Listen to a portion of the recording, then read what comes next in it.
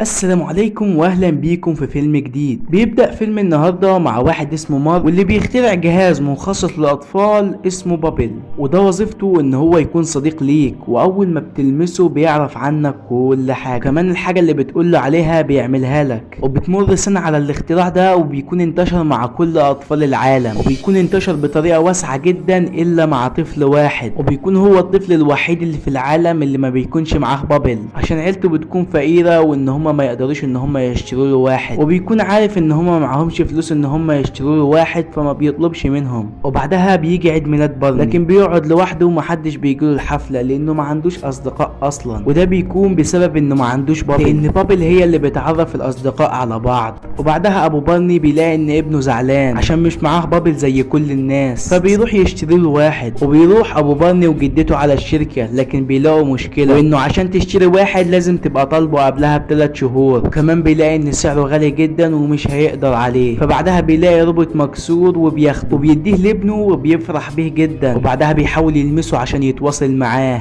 لكن مش بيعرف لان الروبوت ده بايظ اصلا. وبعد كده بيروح المدرسه لاصحابه بيقول لهم ان هو اشترى روبوت جديد، وبعدها بيحط اسمه على المكان اللي بيشيل فيه البابل. بعدها بيرجع البيت بيلاقي اوضته متبهدله جدا، وبعدها بيدور على البابل بتاعته بيلاقيه قاعد بيرقص مع جدته. والبابل بيحاول ان هو يكتشف حاجات كتير عنه، وبيستغرب لان البابل المفروض يبقى عارف عنه كل حاجه، والبابل ده مش عارف عنه اي حاجه. بارني بيتعصب وبيكون عايز يرجعه يستبدله بواحد جديد، وبعدها بياخده وبيتمشوا بره. وبعدها وهم ماشيين بيلاقي زمايله المتنمرين بيقعدوا يتنمروا عليه وبيعاملوه بطريقه رخمه، لكن البابل بتاع بارني بيعلمهم الصح وبيعمل معاهم الاصول، وده بيكون مش طبيعي لان الروبوتات معموله ان هي ما تاذيش البشر، ولكن الروبوت ده معاه كل الصلاحيات ومحدش بيتحكم بيه، حتى الشركه المصنعه للروبوت. وبارني بيكون فرحان ان الروبوت خد له حقه، وبارني بيقرر ان هو يحتفظ بالروبوت، وكمان بيتعرفوا على بعض. لكن بتيجي الشرطه وبتاخد الروبوت وبترجعه الشركه، وبيكون هناك بارني وعيلته وبيحاولوا ان هم يتكلموا مع الموظفه عشان يحاولوا ان هم يرجعوا الروبوت لبارني تاني، لكن الموظفه بتقول لهم ان الروبوت ده مش بتاعكم ومش متسجل انكم اشتريتوا اي روبوت. وبعدها الشركه بتؤمر بتدمير الروبوت، لكن بارني بيحاول ان هو يسرق الروبوت وينقذ صاحبه من التدمير، وفعلا بيعرف بارني ان هو يهرب بيه. بعدها بيخبيه من كل الناس وبيقرر ان هو يعلمه شويه حاجات.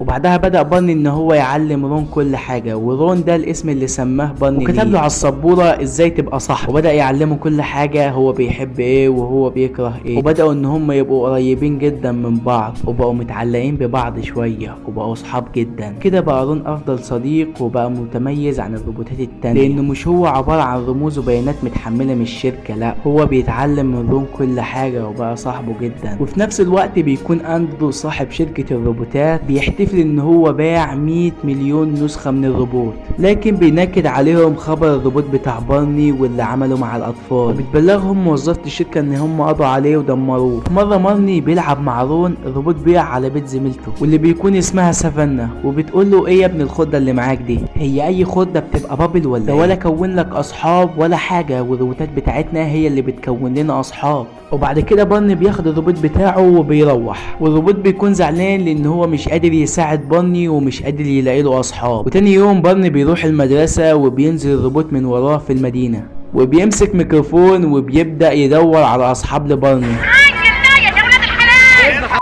وبيبدأ ان هو يعلق صور في المدينة وبيعرض كمان صوره على الناس. بعدها بيروح للمدرسة وبيقول له انا لقيت لك صحاب يا اسطى، وقعد يرقص معاهم عشان يبسط. وبيكونوا 2 متشردين وبغبغان وست عجوز. بس كده الموضوع بقى فوضى في المدرسة والمدير بيستدعيه، ولكن بعد ما بارني بيمشي زميله بياخد الروبوت بتاعه، وعرف ان الشركة مش بتتحكم فيه، وعرف ان هو يخترقه. فكل الاطفال واللي معاهم روبوتات بيعرفوا ان هم ياخدوا الكود من عليه، والروبوتات بتبدأ تتصرف بغرابة وبتنفذ كل اللي الطلاب بتقول لها عليه، وبيحصل شغب ومشاكل كتير في المدرسة. وبتكون سافانا عاملة بث مباشر، ومارك واندرو بيكونوا شايفين الشغب اللي بيحصل، وبيحاولوا ان هم يوقفوا الروبوتات، وده بعد محاولات كتير.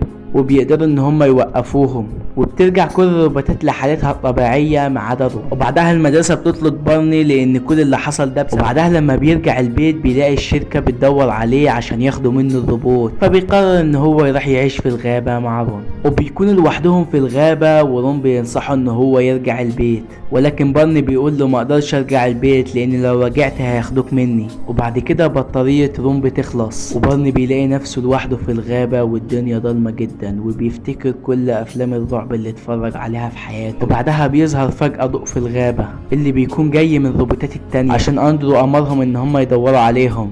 وبعدها بيقع وهو بيجري منهم، وبيشوفهم اندرو في الكاميرات على الشاشة بتاعته، وبيفتكر ان هم ماتوا. وبعدها بيرجع الروبوتات تاني، لكن بيكونوا ما ماتوش ولا حاجة. وبيكون بارني تعبان جدا، ورون ما قدرش يسيبه كده وشاله على كتفه وطلعه من الغابة. ولما اصحابه بيشوفوه بيروحوا يساعدوه، وبعدها بيتصلوا بالاسعاف، والشركة بتحاول ان هي تاخد رون، لكن اصحاب بارني بيرجعوهم ويقولهم ازاي هو يبقى وحش وهو انقذ حياة بارني. وبعد كده بارني بيفوق في المستشفى وبيسأل عن رون، وبعدها بيجي مارك وبيديله رون، لكن بارني بيقول لا ده مش رون صاحبي اللي انا اعرفه. لكن بيرد عليه مارك وبيقول له انا صلحته وصلحت الخوارزميات اللي فيه وخليته زي اي روبوت عادي.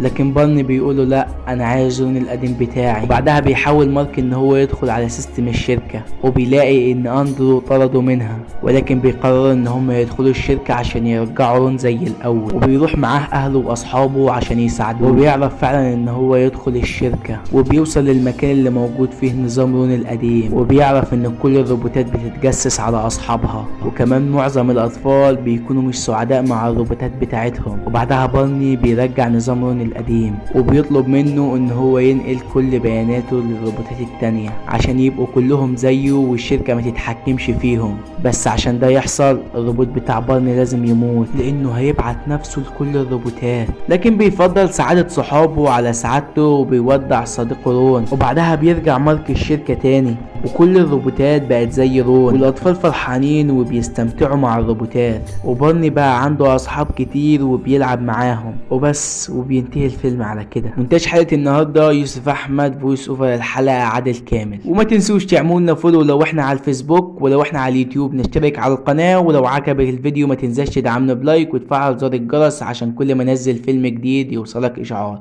سلام.